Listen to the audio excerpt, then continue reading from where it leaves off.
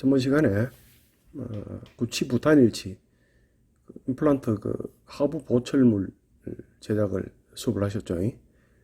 그 6주차도 그 5주차의 연장선에서 이렇게 복습을 하셨고, 오늘 7주차 1교시 구치부 단일치 임플란트, 오늘은 상부입니다. 상부 보철물 제작에 대해서 말씀을 드릴게요. 상부고 하부고 또 그다음에 뭐 전치라든지 모든 걸 이렇게 여러분들이 수업 시간이 넉넉하고 이러면은 다들 다 같이 이렇게 섭렵을 했으면 좋겠는데, 시간도 그렇고 해서 가장 중요하게 느끼는, 교합 쪽에서 가장 중요하게 느껴지는 구치부 단일치, 상부 하부 보철물, 여기 대해서 수업을 이렇게 진행하도록 하겠습니다. 말 그대로 이 구치부가 뭡니까? 구치부는 저작을 위해서 구치부가 있죠. 구치부가 있는데, 저희들 자연치 같은 경우에는 모양이나 크기나 아마 이렇게 거의 하악이 조금 이렇게 좀 넓게 나오지만서도 조금 이래 전치보다는 구치 쪽에는 이렇게 교합이 중요합니다. 그렇게 즉 이야기 드리면은 심는 저작이 구치부 쪽에서는 이렇게 심는 게 제일 중요합니다. 맷돌처럼 해서 이렇게 잘게 부서지나 아니면은 덜 씹어가지고 또 이렇게 음식물 자체가 그냥 넘어가느냐, 여기 따라서 소화기관에 많은 영향을 미치죠. 미치는데, 일반적으로 와서 개개인마다 이렇게 또 저작하는 버릇이 다르죠. 어떤 사람들은 앞니로도 하고, 또 어떤 사람들은 구치부에서 이렇게 저작을 하면서도 보면은 오래 씹는 사람이나, 그 다음에 한두 번 씹고 넘기는 사람이나, 다들 이제 개개인별로 그런 특성이 있습니다. 특성이 있지만서도 여기 구치부 단일치, 그러니까 상부나 하부나 통틀어서 이렇게 보면은 씹는 게, 그러니까 저작하는 게 이제 가장 중요합니다. 전치 같은 경우에는 우리가 보편적으로 보면은 옛날에는 TC 메탈이나 안 그러면 골드 메탈 이런 걸로 해서 전치 쪽에서 이렇게 오픈을 해가지고 쓰는 그런 치아도 있었습니다만서도, 요즘은 기술도 발달이 되고 이렇게 하다 보니까 거의 라미네이트나 아니면은 도치 쪽으로 이렇게 많이 넘어가죠. 그것도 이제 심리 상태를 봐서 그 환자의 치아 세이드라든지 이런 게 예전에는 크게 똑같이 나올 수가 잘 없었습니다. 파우더도 그만큼 귀했고, 또 세이드 자체가 그만큼 세분되어 있지 않았었기 때문에 상당히 힘이 들었는데, 요즘 같은 경우에는 보면은 세이드 자체, 이렇게 파우더 세이드 자체도 이렇게 많이 나오고, 보면은 지리코니아라든지 이런 블록 상태에서도 보면은 예전에는 몇 가지 나오질 않았었는데, 요즘 같은 경우에는 이게 이제 상당히 세분화돼서 이렇게 나오는 걸로 있어 환자들한테 크게 심리적으로 이런 부담 가고 이런 거는 잘 없습니다. 그래서 세이드 맞추고 이럴 때는 물론 치과에서도 이렇게 의사 선생님들 다 알아서 하시겠지만서도, 또 혹시라도 이렇게 보면은 저희들 보는 눈하고 직접 이 제작하는 저희들 입장하고 또 이렇게 병원에서 보는 세이드가 또 이렇게 틀릴 경우가 이렇게 많이 생깁니다. 많이 생기기 때문에 그때는 세이드가 안 맞을 경우에는 환자들을 위해서 다시 한 번 더 병원 리콜 하셔가지고 세이드가 이렇습니다 이렇게 해놓으면은 아마 환자 만족감에 있어서 훨씬 많은 성공적인 성공적인 보초를 만들 수 있지 않나 그렇게 생각합니다. 여기 보면은 상부나 하부나 하고 조금 전에 말씀드리는 그 저작이 가장 중요합니다. 여기 보면은 그 미리 보기에 보면은 그 구치부 단일치 임플란트 상부 구조물은 그 전체의 그 심미적인 이런 것보다는 구치 쪽에 이렇게 교합이 이렇게 상당히 중요합니다. 앞서 말씀드린 저작입니다. 저작이고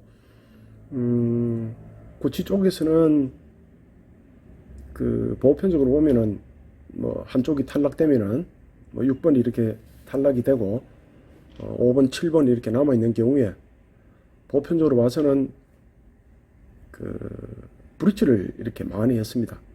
브릿지를 많이 했지만서도 요즘 워낙 이렇게 그 임플란트 자체가 대세가 되다 보니까 임플란트 하시는 분도 많아지는데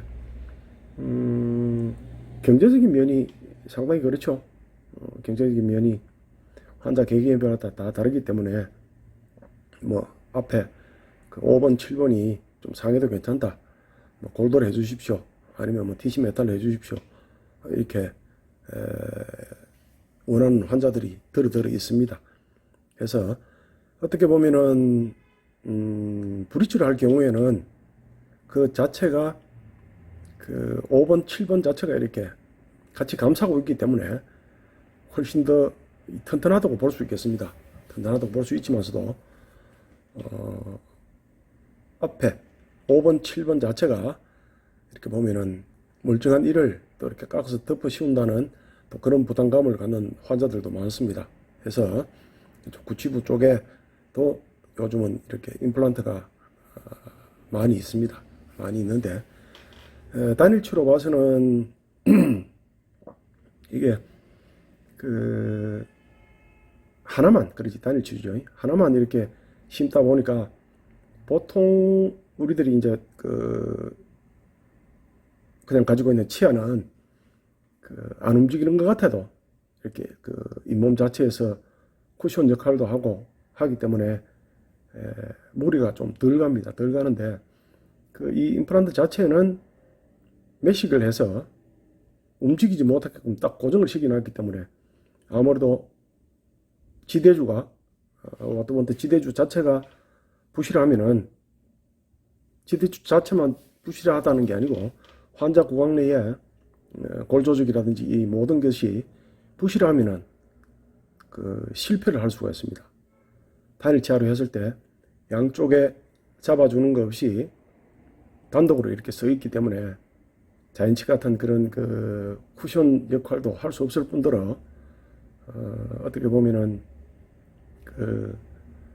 양쪽은 뭐 이렇게 쿠션감이 있어 살짝 흔들리는데 요것만 이렇게 외로이 딱 고정돼서 딱 있으면은 아무래도 저작하는 데 있어서 위에 치아라든지 하부 같은 경우는 위에 치아라든지 그다음에 상부 같은 경우에는 하악 치아라든지 이런 게 어떻게 보면은 데미지를 이렇게 입을 수가 있습니다. 해서 이 구치부 쪽에서는 보편적으로 저희들이 교환면을 만들 때 보편적으로 보면은 뭐 보철은 어느 거나 마찬가지입니다.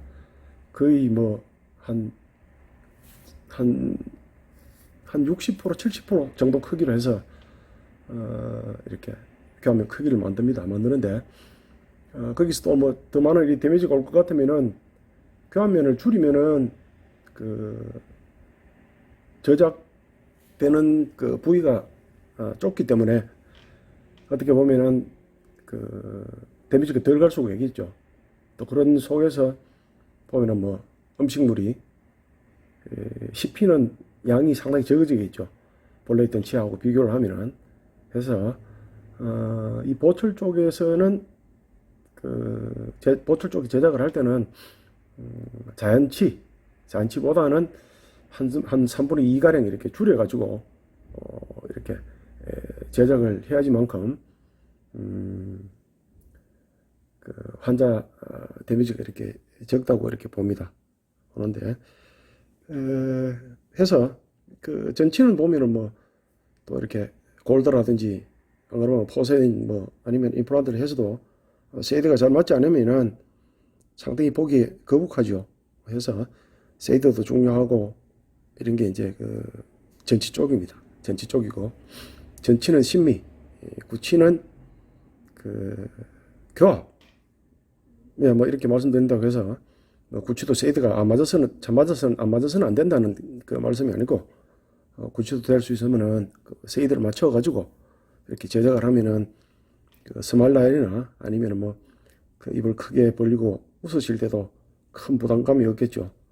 뭐 개개인별로 이렇게 뭐 환자 만족도입니다. 환자 만족도고, 요즘 들어서는 뭐 이렇게 그 구치나 전치나 뭐 지리코니아나 뭐 이런 쪽으로 많이 가기 때문에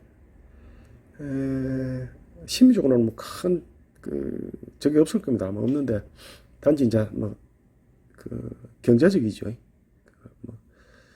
그 부딪지 하는 것보다는 뭐 돈이 더 든다든지 뭐 아마 이런 그 일이 있을 건데, 요즘 봐서는 그래도 그 가격이 그렇게 이제 많이 내린 편입니다. 예전에는 뭐 피나 심는데 뭐 백만 원씩 뭐 이래 그 하면서 사실 그 부자들의 뭐 집값 줄여라 할까요? 뭐 그런 식으로 나왔었는데, 요즘은 뭐 대중소유하게 뭐 덴처도 그렇고 이쪽 그 지리코리아 쪽도 그렇고, 이 보면은 그 보험이 많이 되죠.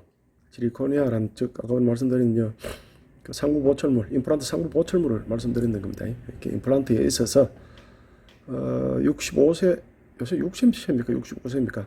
그러니까 뭐 한 치약당 한 개인가 두 개인가 아마 이렇게 보험이 되는 걸로 알고 있습니다. 해서 노인네들도 연세가 들수록 그렇죠.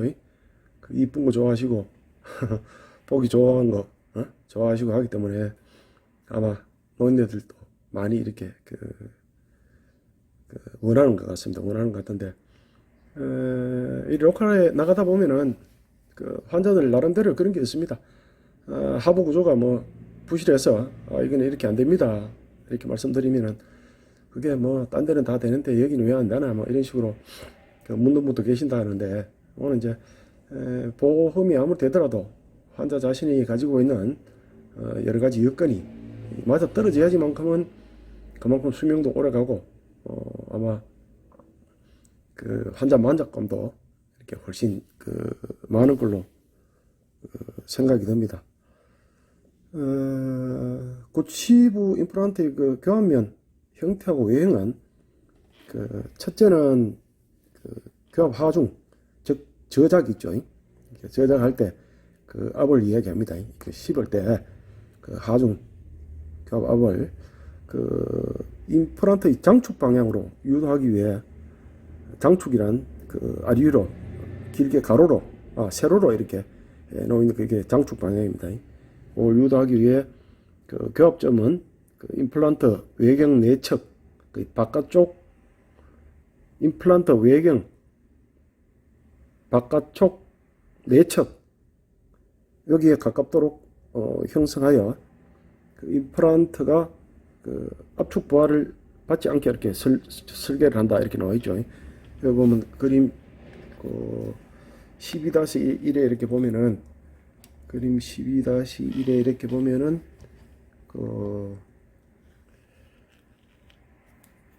여기 그 빨간 부분이 보이죠. 빨간 부분. 이 빨간 부분은 이게 여기서 이렇게 많이 가버리면은 그 장축은 여기서 말씀드린 요겁니다. 요거. 요게 임플란트 내식체하고 일치해야 된다는 그 얘기입니다. 만약에 이쪽 방향으로 가면 어떻게 되겠습니까? 여기 하중을 계속 받으면은 이 장축 자체가 넘어오겠죠, 이쪽으로. 특히 골 조직이 튼튼하지 않거나 여러 기저질환이 있는 그런 환자들은 오래 가지를 못합니다. 오래 가지를 못하고 하기 때문에 이 장축을 임플란트 내식체하고 이렇게 일치되도록 이렇게 해야지만큼은 임플란트가 오래 갈 수 있고, 그 다음에 여기에 보면은 그 하부 보철물이죠. 그 임플란트 상부 보철물의 교도가 경사는 낮춘다 이런 나죠. 그러니까 여기서 보시면은 이렇게 그 각도가 이렇게 많이 쓰여 있으면은 깊어지겠죠. 그러니까 여기서 누르면은 여기에만 하중이 전달되겠죠. 여기서 이렇게 요 부분만 이렇게 내려오는데 넓게 해주면은 이렇게 각도를 내서 이렇게 넓게 해주는 것 같으면은 이 전체적으로 이렇게 하중을 받아서 아무래도 저작적인 힘이나 이런 게 훨씬 그 환자들한테는 수월할 걸로 이렇게 생각이 듭니다. 생각이 들고 다음에 보시면은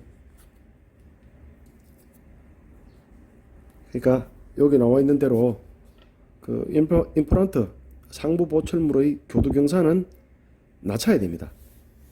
이렇게 넓게도 하지만서도 낮춘다는 이유가 이 똑같은 높이에서 이렇게 각을 주시면 안 되고 이렇게 넓게 이렇게 제작을 해야 된다는 걸 염두에 두시고 다음에 보시면은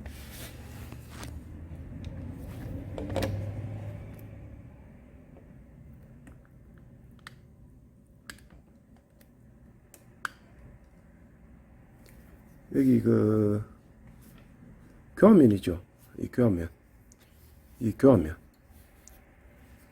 교환면을 봤을 때 앞에서 설명드린 대로 크기를 줄여야 됩니다.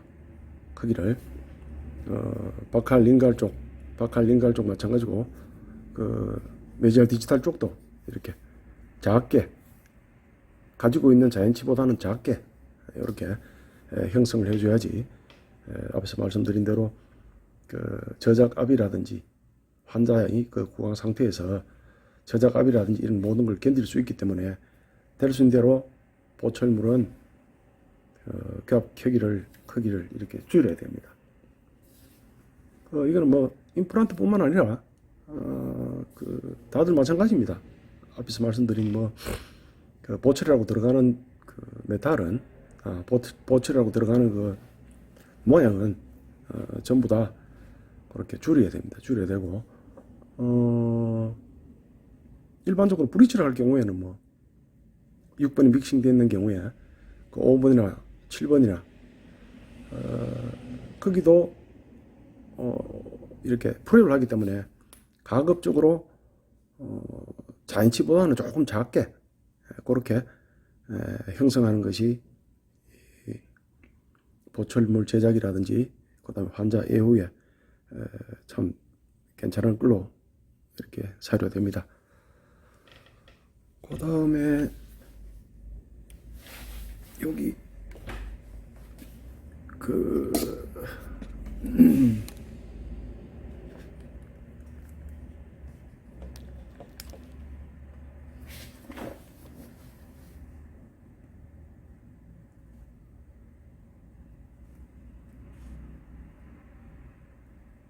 그래서 12-4에 보면은 그 임플란트 상부 보철물의 교합은 30에서 50 그 미크론의 이 간격을 줄 수도 있다 이런 나왔죠. 여기 보시면은 그림 잘 나와 있죠. 이걸로 참조를 하시고 그 다음에 그 그림 12-5에 보시면은 그 임플란트 그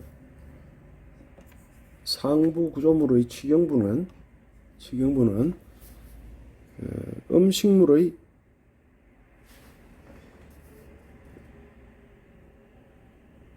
이렇게 저류하지 않도록 말 참 어렵습니다. 저류하지 않도록 부드러운 곡선으로 형성을 한다. 여기 뭔가 그러면은 그 이 치경부는 그 음식물이 저류하지 않도록, 그러니까 음식물이 머물지 않도록, 음식물이 끼어서 머물지 않도록 부드러운 곡선으로 형성을 해야 됩니다. 각을 주면 안 되고, 앞에 같이 이렇게 각을 주면 안 되고 부드럽게 여기서 음식물이 넘어와서 여기 막혀 있으면은 탈이 생기겠죠.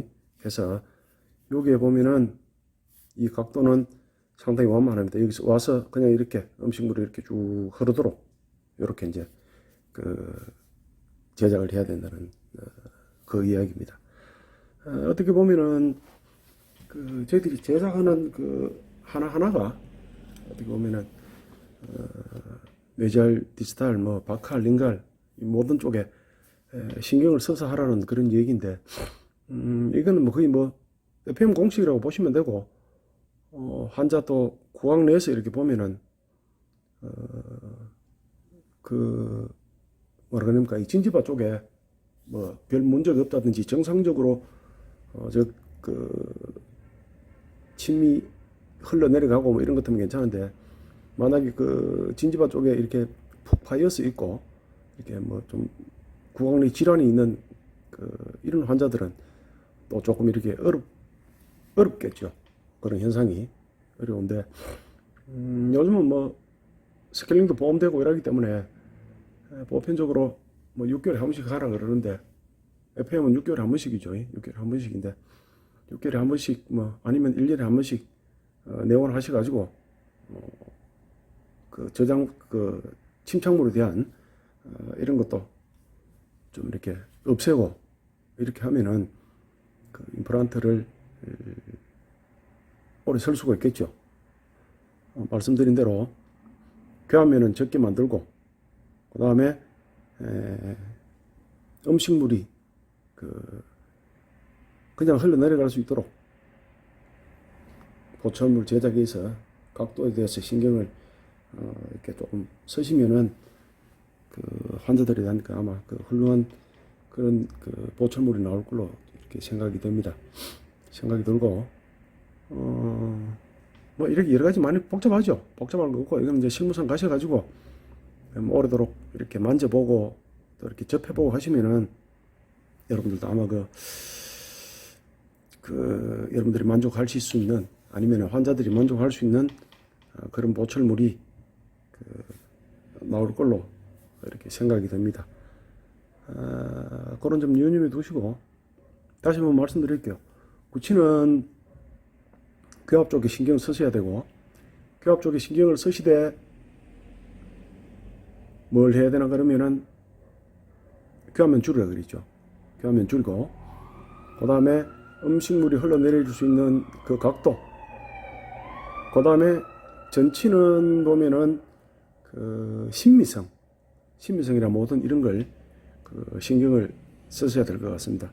뭐 신미성만 있어가 되는 게 아니고 크기, 순면 크기, 그 다음에 뭐 세이드 뭐 이런 쪽에 신경을 많이 쓰시고, 오브젝트라든지 뭐 이런 쪽에 그렇게 전치 다이는 이쪽도 아마 이렇게 신경을 써가면서 이렇게 제작해야 될 것 같습니다. 근데 저희들 수업은 이제 구치 쪽이기 때문에 구치 쪽에 대해서 이렇게 좀 더 많은 설명을 드리도록 할게요.